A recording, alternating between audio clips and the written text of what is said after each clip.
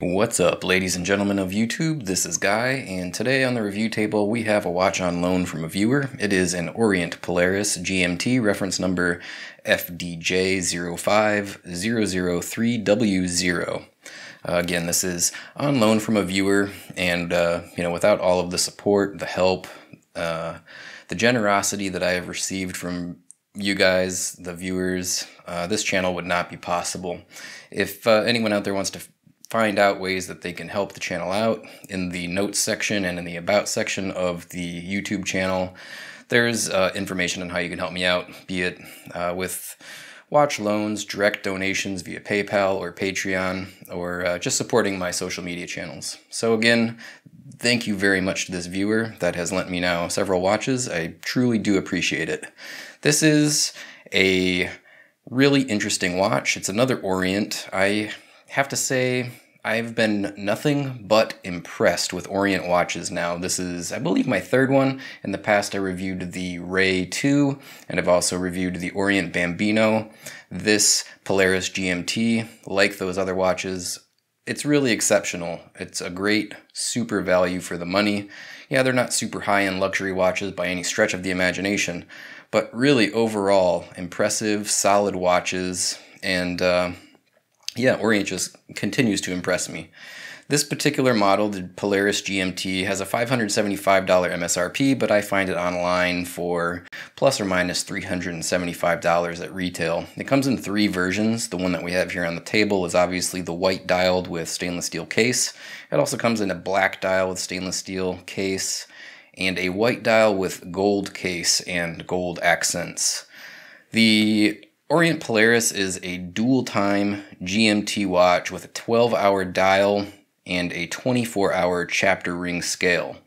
It runs the Orient Caliber 40P51 automatic movement, which features hand winding and hacking. It has a power reserve indicator at the 12 o'clock position and a date window at the 3 o'clock position. Other features about this watch that stand out: it does come with a Sapphire Crystal, which is excellent, 50-meter water resist, stainless steel case with exhibition display back, and it comes on a brown leather alligator grain strap. The overall measurements on this case, specifications, it comes in at an overall case diameter without the crown at 42 millimeters. We have a lug width of 22 millimeters and a thickness that's not too bad actually, at only 12 millimeters thick. Considering this has the extra complications of GMT hand and power reserve indicator, it's pretty impressive that it comes in at under or at about 12 millimeters in thickness. The final dimension that we often talk about is the wingspan of the watch, the distance from the bottom lug to the top lug from here to here. On my calipers, I get a measurement of 47 millimeters. I want to touch on that movement briefly. It is again the 40P51 Orient Caliber 40P51 movement. It runs at a beat rate or vibrations per hour of 21,600. It features a 40-hour power reserve. Accuracy stated from the factory should fall into a range of minus 15 seconds to plus 25 seconds per day. And this movement, like all of the newest updated Orient movements, features both hand winding and hacking. A couple of little things that I noticed about this movement. First of all, again, that accuracy range of negative 15 to plus 25. I believe that's, well, at least with all of the Orients that I have experience with, that is the range that they suggest on all of them. It's pretty good. It's better than your lower end Seiko movements, which tend to be, if I'm not mistaken, negative 20 to plus 40. So yeah, negative 15 to plus 25 is pretty decent. That said, this particular example and the other two examples that I've had in the past all kept much better time than the suggested accuracy specs out of the instruction manual or the owner's manual. This one just runs a little bit fast in my experience. Again, since it's a loaner watch, I haven't worn it on the wrist for 10, 12, 14 hours per day. That's really the only way that you can really tell what kind of time it's going to keep. But the little bit that I've worn it, plus just having it sit on my desk here while I've kind of been eyeballing it over a few days, it keeps great time. Pretty impressed based on that. The other information about the movement, and this is not at all, again, uncommon with these Orient movements. The rotor, which again, we do have a display case back, I'll show you. The rotor has what I like to call, I don't know, a wobble. You can really feel it moving around as it spins there. It's not super smooth. You might even notice it while it's on the wrist. Certainly when it's in your hand, if you kind of just rotate it from side to side or swing the watch at all, you can really feel that rotor moving. I don't know that that is necessarily a bad thing. You know, it's just not a super high-end, high-quality movement. But again, it's a decent movement. All of them have been accurate in my experience. So yeah, I just wanted to point that little note out that yeah, the rotor does wobble. You can feel it. It's kind of heavy. But yeah, not an issue. Just something that I've started to note about Orient watches in general. Basically, you know, that's the only really important information to talk about the movement. We won't get into it too deeply. It's not all that interesting. Suffice to say that it seems to be at least as good as the lower-end Seiko movements, in some regards maybe even better. I've been impressed with the ones that I have, and this one is no different. Now, when we talk about this particular watch, what is it? What kind of genre does it fall into? It's kind of dressy, you know, as you look at it. It's got all polished surfaces. White dial always kind of makes it feel a little bit dressy to me. But I think at the root of it, it's really a traveler's watch. When you have that GMT functionality, you think, you know, traveling from multiple time zones, keeping track of home time and your current time. So yeah, I would call it a traveler's watch. And for a traveler's watch, it's got one interesting thing to note about it. There's no lume anywhere on it. I think that that's not necessarily a bad thing. It makes the watch look nice. If we think about maybe the Seiko SARB033 as an example, that's a really nice, classy looking dress watch, but it has a little bit of lume on the handset and on some of the, or on all of the markers, really. And to me, I feel like that almost detracts from the beauty of that watch. So this watch has no lume, which aesthetically, to my eye, is kind of pleasing. But from a functionality standpoint, you would think if it's a traveler's watch, maybe the practicality of having lume would be useful if you're getting on and off of planes or, you know, going around the country, and particularly overnight. A lume could be useful, but I don't miss it on this watch. I don't feel like it's necessarily bad that it doesn't have it. It's just one thing that potentially could be missing in some people's opinions, but I don't miss it in mine. I just wanted to make that clear in case you were not aware that no lume on this guy whatsoever.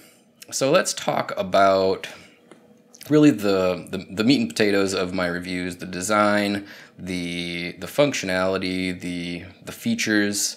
First things I always like to do is look at the case, and the case on this watch is pretty nice. It's polished throughout. There's no brushed surfaces, but the polishing is it's medium quality polishing. It's not bad, but certainly not super high-end polishing. The bezel also polished, as you can see there.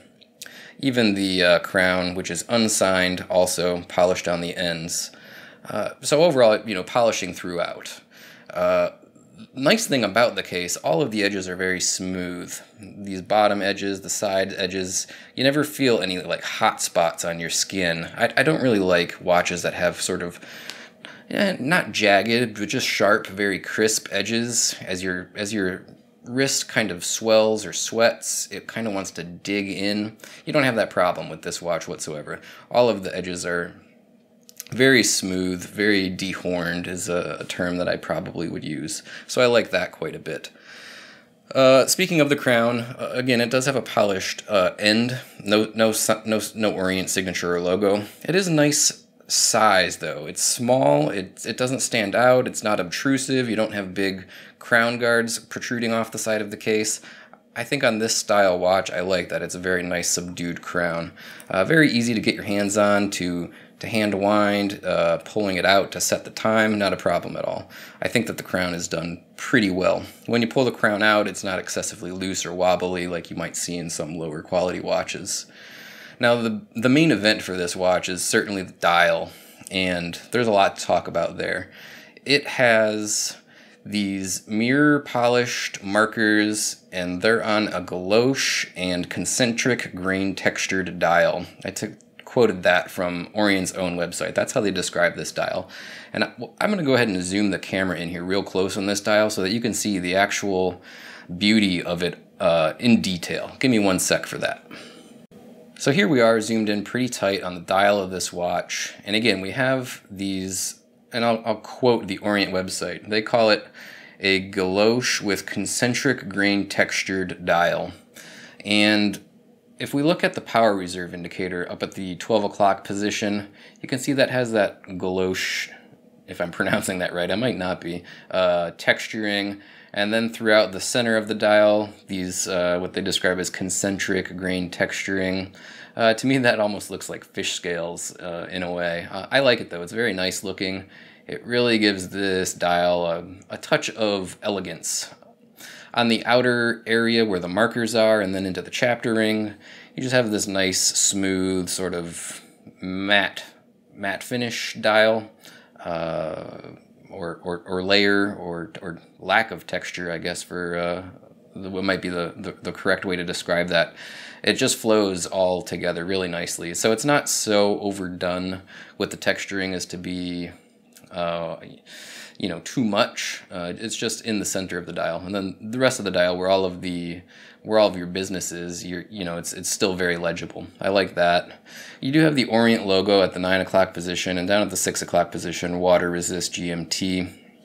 Over at 3 o'clock, also with a mirror polished accent, you have the date window, which is again framed with that mirror polished frame. That looks great. The markers themselves, I would say that the polishing or the finishing on the markers is almost better than the finishing on the case. I don't know how well it's going to show up on my camera here. I'm trying to give you some good shots of it with some reflection from my studio lighting. Very, very highly polished markers. Now, of course, the handset, we have the GMT hand, second hand, and hour and minute hands in this very beautiful offset blue color. So you have this quite monochromatic white and black dial, black text, white dial face, and then this excellent blue handset. My Bambino had sort of the same theme, white dial with the blue hands, the Orient Bambino that I reviewed in the past. And I'm really quite a big fan of that. I think it looks fantastic. In my lighting here, it's probably not showing up perfectly, but hopefully you're getting a glimpse of how awesome that polished blue looks on those hands. Maybe I'm getting really close here to show that to you. Now, one thing I did want to touch on, as we can see up at the 12 o'clock position, we have that power reserve indicator. As we wind the crown, you'll see that hand move up from, I was at a little roughly 20 up to 25, going up to 30. I was curious, and the owner of the watch had suggested this. He's never done it. How accurate is that power reserve indicator? Well, what I did is I let it run down to the 15-hour hash mark, and then I set the hands to 12 o'clock and let it run down, and I wanted to see, like, did it really keep time for 15 hours? Did it stop 15 hours later? It was pretty close to dead on the money. I mean, it was maybe 16 hours, and there's no telling if I had it lined up 100% perfectly to that hash mark. It's a small sub-dial, and the hash mark is small, so aiming that power reserve indicator hand at that specific hash mark, I could have been off by a hair. But yeah, more or less right on the money. 15 hours is how long the power reserve lasted from that point, or 16 hours, thereabouts. So it does seem to be very accurate, and you know, as you can see, as we wind it, it goes all the way up to the 40-hour mark. Another thing about the functionality of this watch is, of course, the GMT. You can see that I have the time, just for simplicity's sake, I have it set to, right now, I guess it says 6:36. So you can see the GMT hand is pointing to between the 0300, 0400 markers there. So basically, I've set this up as a Pacific time zone for GMT and an Eastern time zone for the current time. If you wanted to adjust this, like let's say I wanted this to be, which might be useful for me since I don't travel, setting the GMT hand to the current time zone hands, just so I could easily know what time it is if I wanted to know military time. You pull the crown out to the first position, though, is if you're going to set the date, and rotating it in one direction does set the date. As you can see, you can quick set the date very easily, 23rd, 24th. Rotating it in the other direction, though, moves your GMT hand. So we move it from the 0300 to 0400 area, 0500, 0600. So now, push the crown back in, and I'm showing 6:37 now on the normal running time, and almost 0700 on the GMT hand.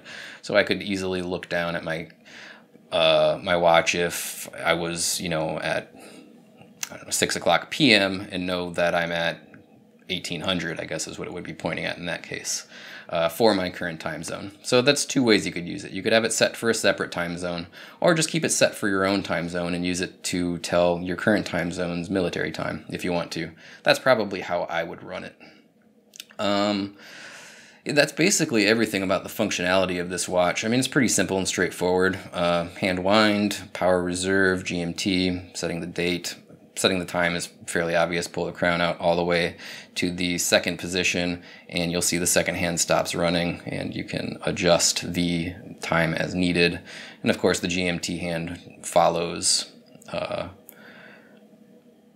your current time. So in this case, we set it to 9 o'clock. GMT is pointing right at the 9 o'clock on the GMT scale. Push the crown back in, second hand starts running again. Very straightforward.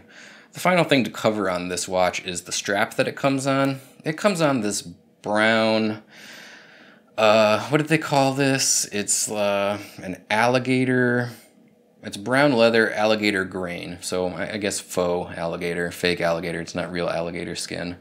The strap is okay quality. It's not super. I don't hate it, but I'm not super crazy about it. If this were my watch, I would probably go ahead and swap this out. And I think the person that loaned it to me did. He put it back on this strap specifically so that when I review this, I can show you guys what it comes on. There is an upside to this strap, though. First things, though, I want to show you the inner lining. The inner lining is nice. It's comfortable. It's soft. Genuine leather, of course. So yeah, I like the lining. But sort of the highlight of this strap is the clasp. It's a dual button deployant butterfly clasp. I'm gonna go ahead and fasten this all back up and zoom the camera out slightly to give you guys a closer look at that. Alright, so when you have the strap all cinched down, the way it works here, and of course it is signed Orient, it is high polished, or medium to high polished, just like the case is. But you have the two buttons on the side. You deploy those, and the strap just slides open. You know, you got the swing arm here, but it always stays in the hole that you prefer. So that's nice. Basically, the main upside to this is you don't put excessive wear or tear on the holes in your strap. And then when you put it on your wrist, you slide the tail of the strap through the keepers, and then just cinch it down. You know, pretty simple, straightforward stuff. I would probably try to find a strap that I could steal this buckle off of this strap and put it onto something that I like a little bit better. I would go with maybe a black or a brown distressed leather as opposed to this faux alligator grain that they have on here. Now, if you want to change the hole that it's in, what you do is you just push the buttons and you can unlatch it down.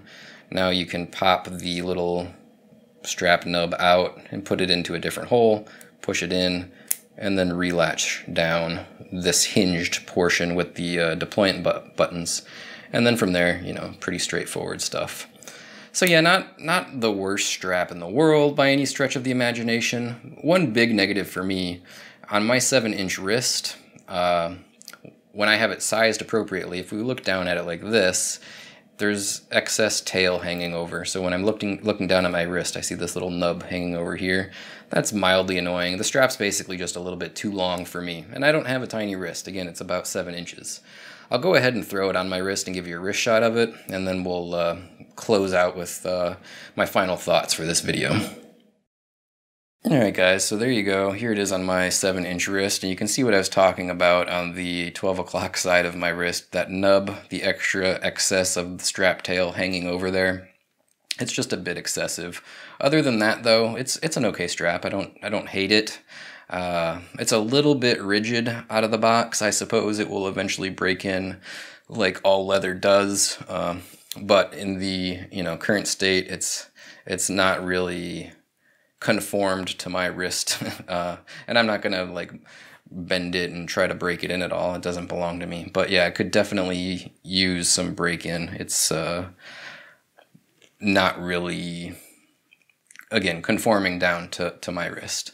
So between the extra excessive amount of tail hanging off of it, it's really not working for me. I assume the owner, again, swapped it out. It wasn't working for him either, so probably going to be looking for a different strap if you buy this watch. My closing thoughts on this thing, I feel like, almost a broken record. I say this all the time. It's a little bit too big. Not too big in the sense that I can't wear it, as you can see it on my wrist here. It fits me. I just wish it was 42 millimeters, and the lug width there, 20 millimeters would be better than 22. So yeah, I wish it was 40 millimeters instead of 42. I wish that the lug width was 20 millimeters instead of 22. I think that would be a better size in my opinion. Some people like bigger watches, though. You're entitled to your opinion if you do. I suspect that the majority of people have wrists my size or smaller, though.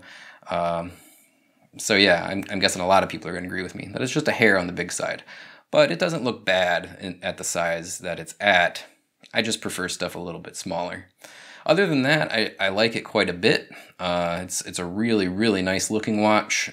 Again, Orient never seems to disappoint me. I'm always impressed every time I get my hands on one. And basically my expectations moving forward with this brand are going to be high. I'm kind of waiting for them to let me down at this point. I really don't expect them to. I hope you guys enjoyed this review. Thanks for tuning in, and we'll work on getting something out later on this week or early next week. Take care. Bye now.